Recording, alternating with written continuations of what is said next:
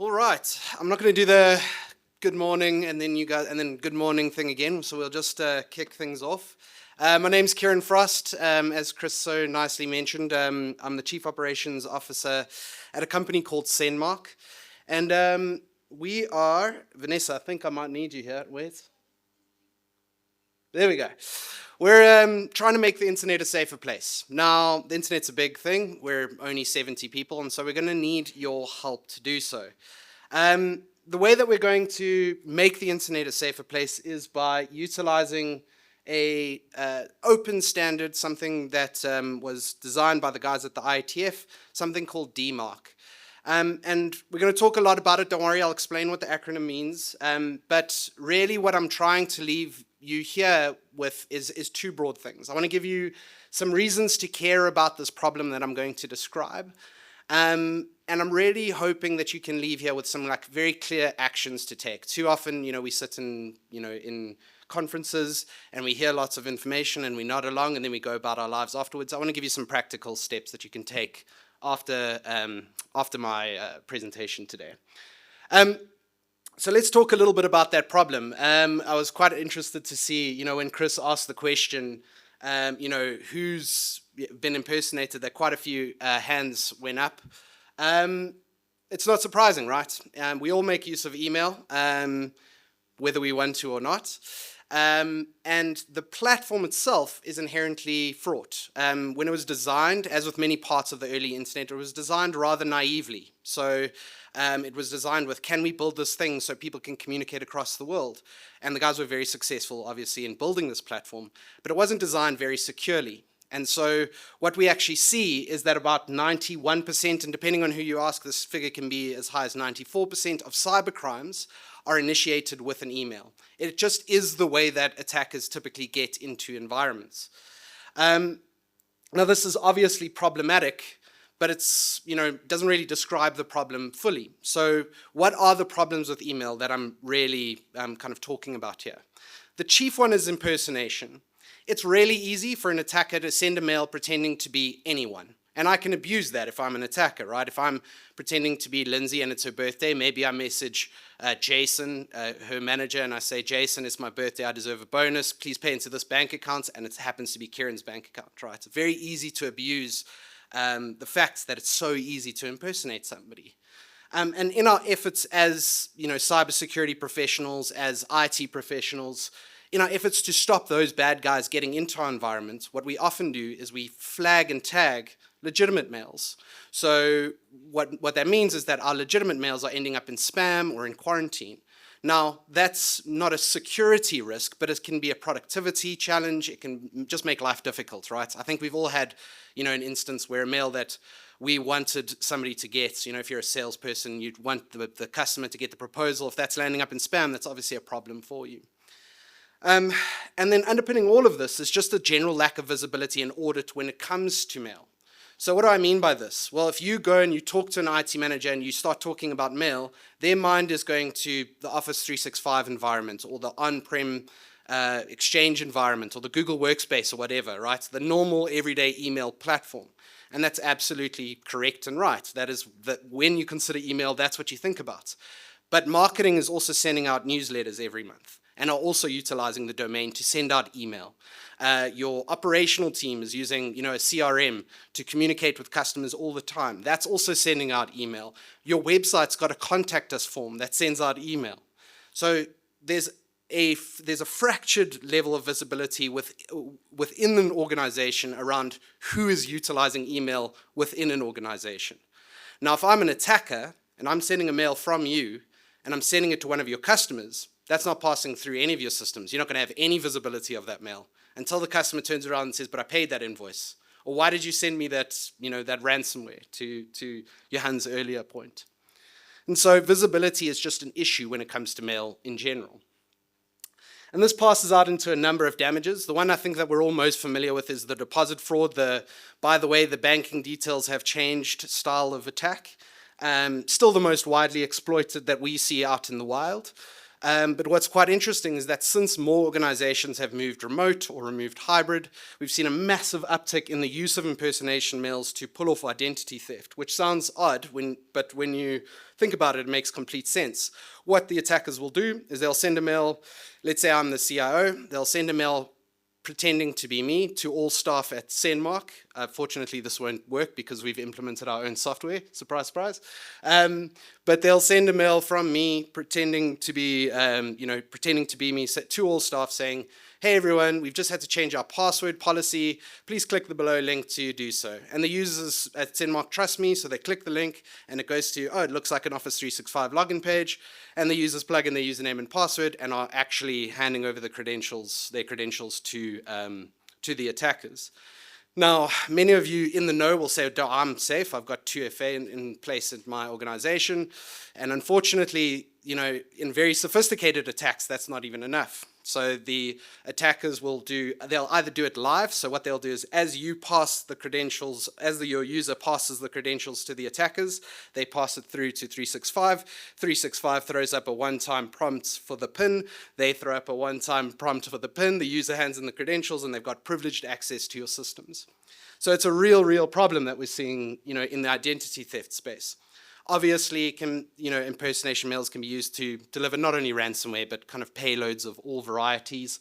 And what's very, very interesting is the change in the reputational costs associated with getting this stuff wrong. So in the past, cybersecurity risks in general don't get discussed at a board level, right? So that's something for the IT manager to deal with. Those days are very much long gone. And these days, users, people on the street are going to hold you to account if their data ends up on the dark web or gets leaked because you haven't taken sufficient steps to protect that data. So the reputational costs of getting this stuff wrong have only skyrocketed in time. So these types of attacks, this is what I mean when I'm talking about impersonation mails, right? I don't work at Tesla, but let's say I was trying to impersonate a Tesla employee and I'm mailing somebody at Joe Blogs saying, "Hey, please pay this invoice, I'm traveling quickly and I need you to pay it into this account." We've seen these style of attacks. These types of attacks, as I mentioned, incredibly easy to pull off. If you don't believe me, you can whip out your phone, Google send spoofed email free. You need absolutely zero technical ability to do this, and you'll see a bunch of platforms that allow you to send a mail and tailor that message, right? So let's say I had access to the signatures that Tesla uses. Well, I could make my mail look like it's coming from Tesla. Let's say I wanted to attach an invoice, I could do that. All of those platforms are available live and on the internet right now. So what we're going to do now is I'm actually going to impersonate whoever is willing to be impersonated. And don't worry, you don't have to say whether or not it's successful. But in a moment, I'm going to show you a QR code. So I'm going to ask everyone to take out their phones. And when you scan that QR code, I'm going to ask you for two things. So I'm going to ask you for your business email address and then your personal email address. Don't worry, I don't store these addresses. This is purely for demonstration purposes. What are we going to do is we're going to try and send an email from that business email address to that business email address. So effectively impersonate that business email address. And then we're going to send that same message to your personal email address. If either of those deliver, you've got a problem, because it means that I can send a spoofed mail into your network, or I can send a mail pretending to be you to somebody else. The second thing that we're going to do is we're going to give you a score out of 5. And this score, we'll talk about more in just a second, is it's basically an evaluation of how easy it is to impersonate your domain. If you score a 3 out of 5 or less, it means your domain is easy to impersonate and we should probably be having a conversation. So here's that QR code. Whoever would like to scan it, please go ahead. And again, it's going to ask you for your business email address. It's going to ask you for your personal email address. Pop those in there and you'll get a score that'll tell you how secure or not your domain is. So if you've got an Android or an iPhone, just in case you don't know, just go to the photo app, point it at the QR code, and it should scan your address. Don't worry, I'm moving to the next slide, but the QR code is still there. I can see some people are still scanning. Again, that score is an evaluation of how easy it is to impersonate your domain, and a 3 out of 5 or less means that we can impersonate you. Now, how do we actually go about solving this problem? Or how does this happen in the first place? How is it so easy to impersonate people? And a large part of the reason that it's so easy to impersonate people just has to do with how email is consumed. So in the past, we would have, some IT manager would be looking after a box in the office, and all mail from the organization would be coming from that box. Those days are long gone, right? Everyone's using Office 365 or Google Workspace, but they're also using like MailChimp to do email marketing or Salesforce as a CRM. And those mails are no longer coming from a box in your office, they're coming from all over the world. Now, the problem is that for those guys on the right, for employees, for staff members, for anybody in the rest of the world, how do they know when a mail's legitimately coming from some foreign land or illegitimately coming from some foreign land? Because email itself, and legitimate email, is so geographically distributed. Equally, attackers can send mail from pretty much any territory that they want to. So it's really hard for the guys in the middle to pass out the good from the bad. Now, the way that we've typically solved this as IT in the past, or tried to solve this, is by focusing on the perimeter, right? We invest in Office 365, the Defender platform, or you go out and buy a proprietary solution like Mimecast or Proofpoint. And those platforms are incredibly important, right? They're an essential part of your cybersecurity posture, but they are limited in scope. What do I mean by that? Well, let's say that, again, I'm pretending to be you and I'm trying to send a mail to your staff member. Well, your anti-spam solution, your secure email gateway, has a role to play in determining whether or not that mail gets delivered. Maybe it gets delivered, maybe it doesn't. That's obviously a lot to do with the secure email gateway that you've got in place. However, what if I'm an attacker and I'm sending a mail pretending to be you, and I'm sending it to one of your staff members or to one of your suppliers or to somebody else in the rest of the world? Well, the mail's just not passing through your system. So how can your best of breed technology stop that mail from being delivered? The answer is that it can't, right? And there's a lot of problems and risk that exist in this ecosystem outside of our core network. So I'll just give you an example. It's one of our American-based customers.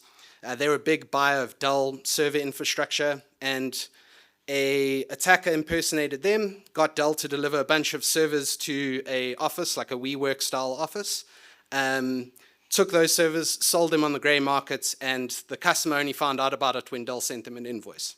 So lots of issues and risk that exists outside of our network here. And that's really what we're here to talk about and what we're here to protect against utilizing this platform called DMARC. So let's talk about it. DMARC, Domain-Based Messaging, Authentication, Reporting, and Conformance, which is such a nice, wordy title, basically does two things. The first thing that it does is it gives you visibility. So you publish a DMARC record in your DNS, and you basically tell the internet at large, if you see my email coming into your platform, my domain coming into your platform, I want to know about it. So what starts to happen is you get a global picture of how your domain is utilized. You can see the Microsoft 365, the MailChimp, the Salesforce. But you can also see, mails coming from Uzbekistan or China or, South Africa, Namibia, wherever, that are not coming from your organization. So you can see the good and the bad. You can see everything. It got global visibility for the first time of how your domain is utilized. So visibility, very much the first thing that DMARC gives you. The second thing that it gives you is it gives you control. It allows you to tell those recipient servers, hey, if these mails are not coming from servers that I say they should be coming from, or pieces of infrastructure or applications that I say they should be coming from, I want you to reject them. You effectively tell the internet, here's the white list of services you can expect mail from, reject everything else. And that's incredibly powerful because it means that only your infrastructure, only your legitimate infrastructure can deliver mail. And importantly, it means that that infrastructure is more likely to land in an inbox. We'll talk more about that in just a second. So let's talk about that, right? So basically, as I mentioned, DMARC is this process of whitelisting services. Now, it's very, very useful because it protects the internet, makes the internet a safer place. It also means that if you're a big receiver of mail, that you're less likely to get spam into your inbox, right? So in October of last year, Google and Yahoo do a joint announcement, and they're changing their rules and standards for people that are sending mail to them. And as of June of this year, you have to have a DMARC record in place if you've ever sent more than 5,000 messages to Google infrastructure in a day. That's incredibly powerful, because now DMARC is no longer well, it's a good thing to do and it protects my domain against impersonation. It's also now a requirement in terms of delivery. So if you want your mails to land in inboxes, as of June of this year, you have to put DMARC in place. What's interesting is that there's murmurs, and we've seen some chatter that Microsoft's about to jump on board, and it makes complete sense, right? Google and Yahoo have basically tanked all the support calls for them over the past 6 months, and so now Microsoft jumps on board. They get cleaner inboxes as a result as well. And that requirements around 5,000 we only see decreasing with time. And in fact, there's an implicit requirement for DMARC for senders smaller than the 5,000 per day mark. In fact, my partner recently started a company. It's 2 people. They do art restoration, and her mails were getting bounced from Google because they didn't have the right stuff in place in terms of DMARC. So certainly affecting organizations smaller than those big bulk senders.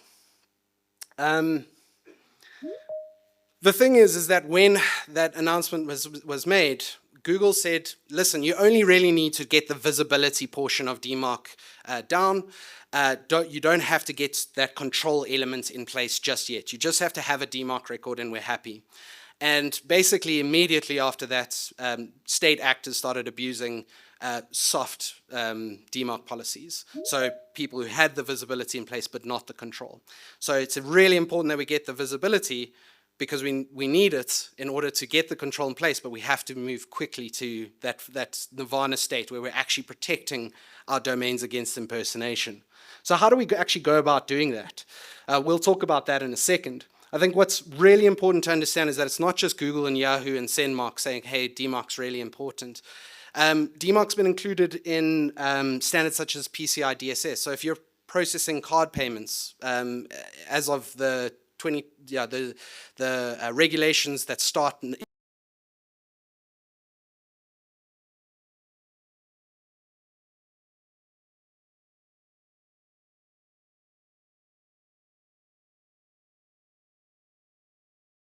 perspective is that it's not really a case of if, it's a case of when you get DMARC right, and we hope that you choose us. But if you don't, you're still helping make the internet a safer place. So we'd consider it a win for us all if you do take DMARC seriously. Our role in this ecosystem, if we consider the fact that DMARC is this global open standard, our role is multifaceted, and we obviously partner with the team at Salt to get this right. We've provided a platform that takes all of those reports that are sent from those thousands of servers around the world, that whenever they see your domain, they let you know.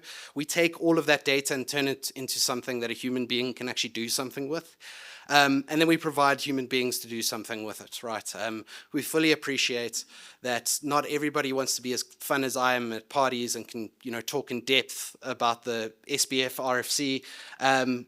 And so we'll try and limit the amount of people that have to endure that by providing professional services to wrap around that platform and make sure that you can actually get the most value that you should be getting from a DMARC record.